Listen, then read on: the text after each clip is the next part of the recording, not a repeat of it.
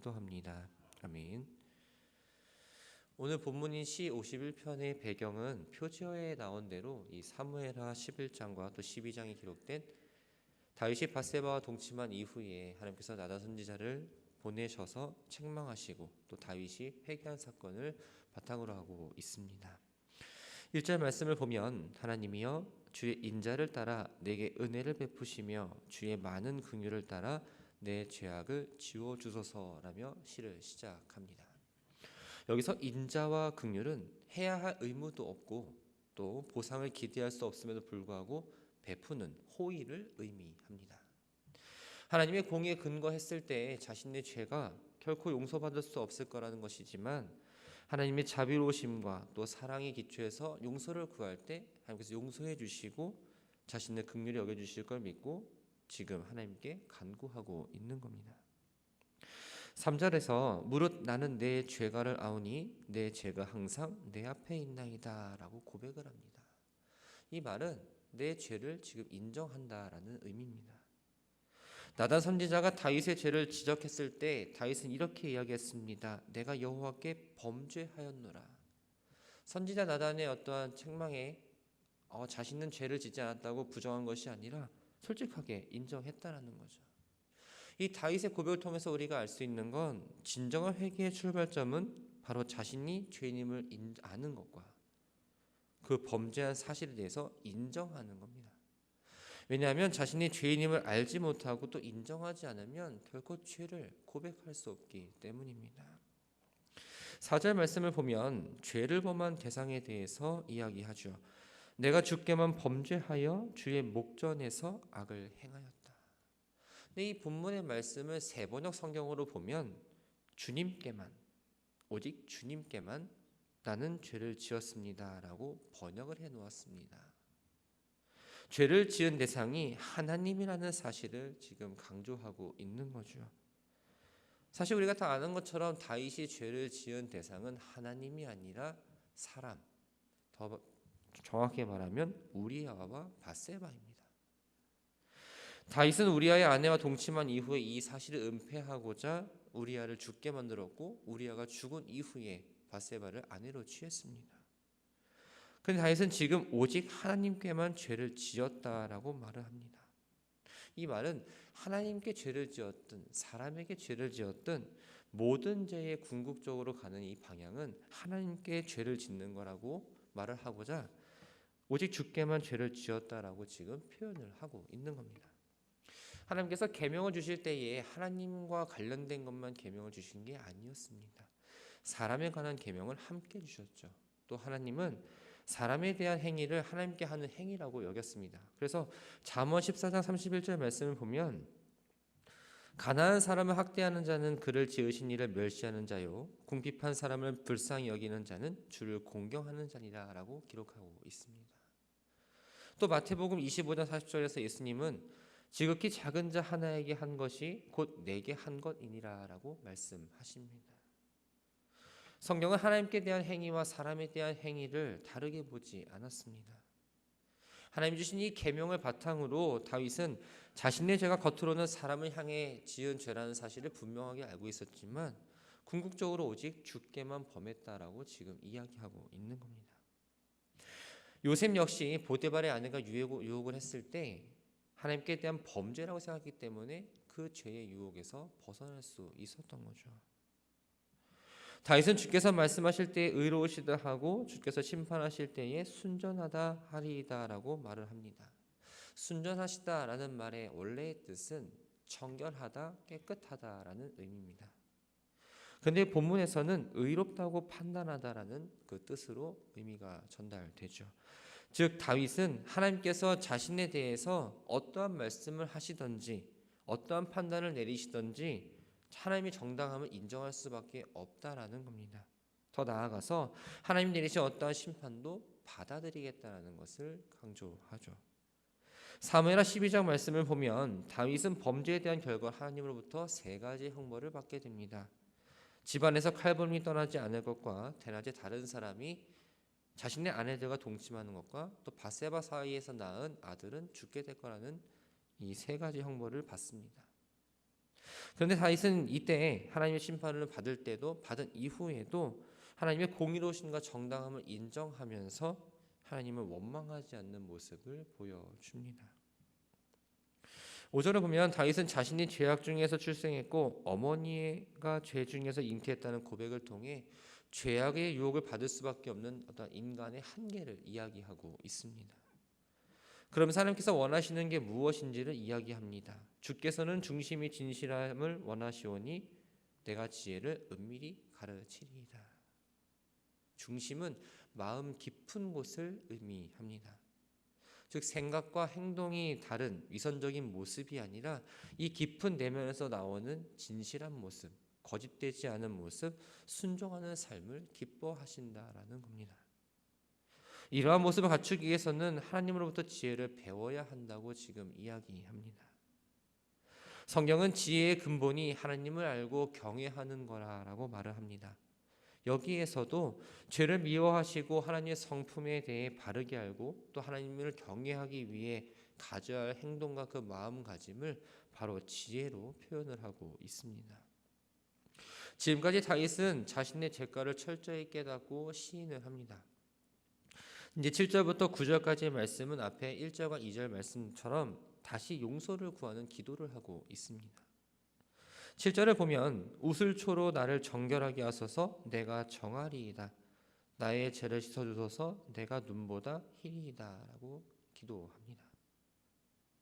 다윗은 죄로 더러워진 자신의 영혼을 이 정결 예식을 통해서 정결케 해주시기를 간구하고 있습니다. 이 말은 실제로 죄로부터 정결하고자 하나님 정결 예식을 거행해 주세요라고 요청하는 의미는 아니라는 거죠. 죄를 범한 후 회개하는 자신의 죄를 용서해 주시고 더러워진 영혼을 깨끗하게 해 주실 것을 지금 간구하고 있습니다. 우슬초는 레위기 14장에서 회복된 한센병자를 위해 행하는 이 정결 예식에 사용되었다고 기록합니다. 피를 찍어 뿌리는 용도로 사용되었는데 이 우슬초의 의미는 죄 또는 부정으로부터 정결케 하는 능력을 상징합니다. 죄로 더러워졌던 자신을 정결케 하는 이 한센병의 정결 예식을 비유한 이유는 자신의 죄가 그만큼 혐오스럽고 더럽다는 것을 알고 있었기 때문입니다. 죄는 사람의 영혼을 부패하게 하고 마침내 멸망에 이르게 하는 영혼의 한센병과도 같습니다. 예수 그리스도를 통해 정결함 받은 우리는 죄를 두려워해야 합니다. 그 죄를 인식해야 하고 다시는 어떤 죄에 전염되지 않도록 늘 경계해야 한다는 거죠.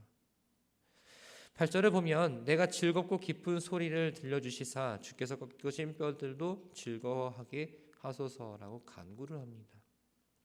죄를 용서한다는 하나님 말씀으로 다시 하나님과의 관계가 회복이 되고 또한 죄책감으로 인해 고통받은 마음이 하나님께서 주시는 그 기쁨으로 영원히 다시 회복되기를 지금 바라고 있습니다. 자신이 죄인임을 철저히 고백한 이 다윗은 자기 안에 깨끗한 마음을 창조하시고 정직한 영을 새롭게 해달라는 기도를 합니다. 다윗은 밧세바 간음 사건 이후에 한 가지 사실을 분명하게 알았습니다. 사람은 어머니 뱃속으로부터 죄에 사로잡혀 죄의 본성을 갖고 태어난다는 것과 누구나 죄로부터 자유로울 수 없다라는 겁니다. 그래서 죄의 본성을 가진 인간이 마음의 일부를 고친다고 해서 죄의 본성이 사라지지 않는 걸 알았기 때문에 새롭게 정한 마음과 정직한 영을 창조해 달라고 지금 간구를 하고 있는 겁니다. 더 나아가서 나를 주 앞에서 쫓아내지 마시며 주의 성령을 내게서 거두지 마소서라고 기도합니다. 다윗은 죄를 용서해 달라고 간구하는 것에 그치지 않고 그 죄를 이길 능력을 지금 구하고 있습니다. 그 능력은 바로 성령입니다. 성령이 우리 안에 있을 때 우리가 죄를 이길 수 있습니다. 다윗 하나님께서 자기의 죄를 용서하시고 구원해 주신다면 죄인들의 죄사함을 받고 구원을 얻도록 말해 주신 그 구원의 길을 가르치겠다고 서원하면서 주님을 찬양하겠다고 전달합니다. 그런데 16절과 17절 말씀을 보면 다윗은 하나님께서 제사 자체를 즐겨 하시는 분이 아니다라고 고백을 합니다. 만약 하나님께서 제사를 기뻐하셨다면 자기가 제사를 드렸을 것이라고 말하면서 하나님이 원하시는 제사가 무엇인지를 지금 분명하게 이야기하고 있습니다. 하나님께서 이스라엘 백성들에게 제사를 드리라고 말씀을 하신 건 어떤 재물이 탐나서 제사를 드려라 했던 건 아니었습니다. 기름진 제물을 드리는 형식적인 제사가 아니라 깨지고 상하고 기댈 곳 없는 하나님의 백성이 상하고 통회하는 심령을 가지고 나오는 걸 지금 원하고 기뻐하신다라는 겁니다. 하나님은 죄인들을 사랑하셔서 그들이 망하지 않고 다 구원에 이르기를 원하시기 때문에 상한 심령이 드리는 제사를 기뻐하신다라는 거죠. 18절 말씀에서 주의 은택으로 시온의 선을 행하시고 예루살렘 성을 쌓으소서라고 기도를 합니다. 다윗은 이스라엘의 왕입니다. 왕으로서 범죄했기 때문에 하나님의 은혜를 받은 선택받은 이 이스라엘 민족에게 하나님의 진노가 임할까 두려워했습니다. 그래서 다윗은 자신의 죄를 회개하는 참회의 기도에 이어서 하나님의 백성을 위한 하나님의 은총과 자비를 지금 구하고 있는 겁니다. 이스라엘 역사를 보면 왕의 범죄는 이스라엘 전체의 위기를 불러왔음을 우리가 성경을 통해서 알 수 있습니다. 사울의 범죄로 인해서 이스라엘이 블레셋의 지배를 받게 되었고 분열 왕국된 말기에는 남부 왕들의 타락으로 인해서 다른 나라로부터 멸망을 당했습니다. 또 다윗의 범죄도 이스라엘의 위기를 가져다 줍니다. 이 밧세바 간음 사건은 압살롬의 반역을 불러왔습니다. 그래서 나라의 내전에 빠지게 했고 다윗 통치 말기의 인구 개수는 무려 7만 명의 생명을 잃게 한다는 것을 분명하게 기록하고 있습니다. 다윗은 마지막으로 하나님의 은혜로 이스라엘 공동체가 또 하나님의 관계가 회복될 때의 결과를 이야기합니다. 그때에 주께서 의로운 제사와 번제와 또한 온전한 번제를 기뻐하시리니 그때에 그들이 수소의 주의 제단을 드리리이다. 의로운 제사 또 번제, 온전한 번제는 모두 이스라엘 백성들이 드리는 제사를 의미합니다. 형식적인 제사가 아니라 하나님이 베풀어 주신 그 은혜를 생각하면서 또 자비에 감사하는 마음을 갖고 정성이 담긴 제사를 드리겠다라고 이야기하죠. 주신 말씀을 정리합니다. 다윗은 하나님께서 무엇을 원하시는지 무엇을 기뻐하시는지 분명하게 알았습니다. 상한 심령의 제사를 원한다라는 겁니다. 하나님은 하나님 백성이 절망감과 슬픔에 빠져 있는 걸 원하지 않으십니다. 그런데 죄에 대해서만큼은 애통하며 울어야 한다는 걸 우리가 알기를 원하십니다.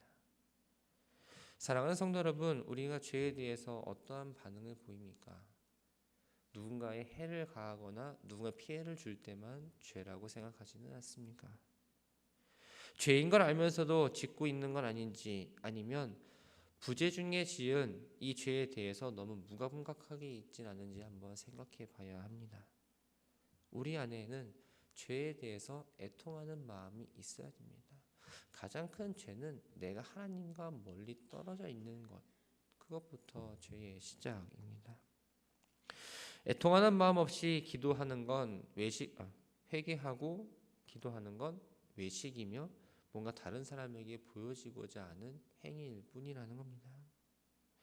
회개는 단순히 내가 지은 죄를 후회하는 것을 의미하지 않습니다. 그 죄의 책임이 내게 있음을 철저하게 인정하고 또한 내 안에는 어떠한 선한 것이 없으므로 오직 하나님의 도우심만이 이 죄를 해결할 수 있다는 분명한 고백이 뒤따르고 또한 삶에서 나타나줘야 합니다. 바라고 소망하는 건 하나님을 향한 회개가 단순히 우리들의 죄의 고백으로 머물지 않기를 소망합니다.